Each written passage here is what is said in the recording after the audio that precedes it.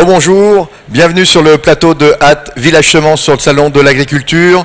Et si nous parlions football, ou plus précisément gazon, j'ai le plaisir d'accueillir en plateau Jean-Marc Lecourt. Vous êtes le directeur adjoint de DLF et je crois que c'est vous qui allez nous emmener pour la prochaine Coupe du Monde en Russie, c'est bien ça? Oui, bonjour Alexandre, oui tout à fait. Il n'y aura pas que des joueurs et des arbitres en Russie, il y aura également du gazon français. Alors quelles sont les spécificités du gazon, quels sont les avantages de notre gazon? Soyons un peu fiers de nos produits.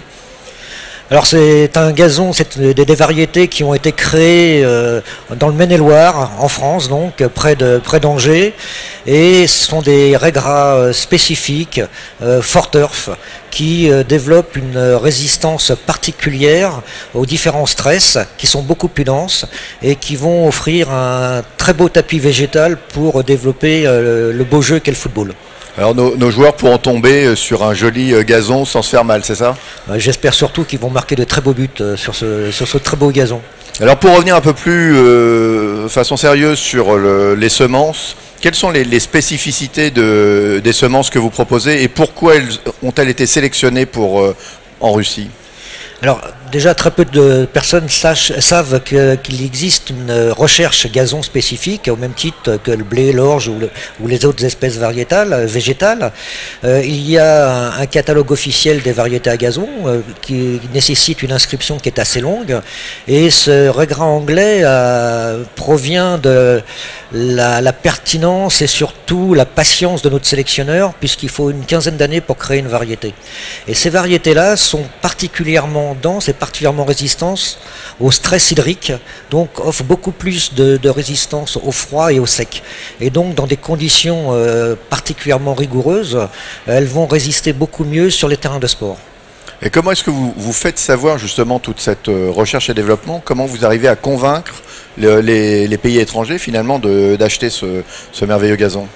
Des essais et puis des visites. Nous avons reçu des délégations russes à Angers cet hiver. Elles sont venues visiter notre station de recherche aux Alleux. On les a emmenées également sur des stades de L1, notamment au stade Raymond Coppa à Angers et au stade de France.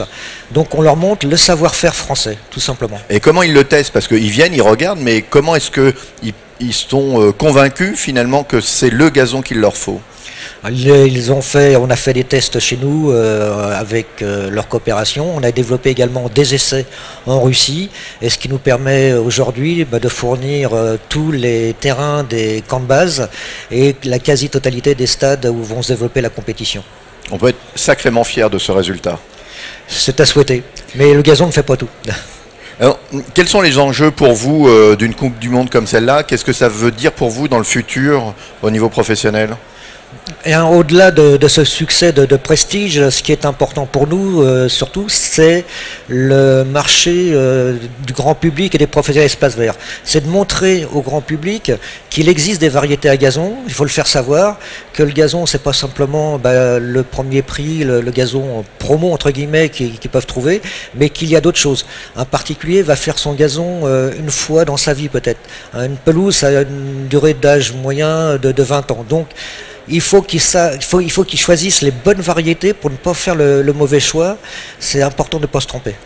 Et alors, comment est-ce qu'on va pouvoir retrouver ces semences? Est-ce qu'on retrouve ça dans les grandes surfaces? Quel est le circuit de distribution qui est proposé? À travers les marques, d'une part, il y a des marques prestigieuses qui existent, à travers également les enseignes qui sont de plus en plus rigoureuses dans leur choix de fournisseurs et de matières premières. Et puis il y a des labels, le label rouge notamment, ou le label pelouse éco-durable, qui sont des repères pour le consommateur pour les guider dans leur choix. C'est la question que j'allais vous poser, c'est-à-dire que moi je me dis que j'ai envie d'avoir le même gazon que celui qu'il va y avoir en Russie parce qu'on m'a dit qu'il était très bien. Comment je le retrouve dans une grande surface? Ou une surface spécialisée peut-être? Alors, il faut effectivement savoir lire une étiquette, ça c'est un petit peu plus compliqué, c'est plus complexe. On fera une autre interview alors pour ce point-là. Il faut faire confiance aux vendeurs en magasin. On les forme, ils ont une formation et ils savent comment distinguer un raigrade d'une fétuque rouge et quelles sont les nouvelles variétés. Le consommateur, et le professionnel en particulier, peut également aller sur internet avec un site qui s'appelle www.choixdugazon.org où il peut retrouver les notations des variétés et à ce moment-là faire son choix plus facilement. Eh bien vous l'avez compris, Nous sommes partis pour la Coupe du Monde de football en Russie, mais chez vous, vous pouvez aussi avoir vos semences et un beau gazon. À très vite, et n'oubliez pas sur les réseaux sociaux, @village-semence pour poser vos questions. À très vite.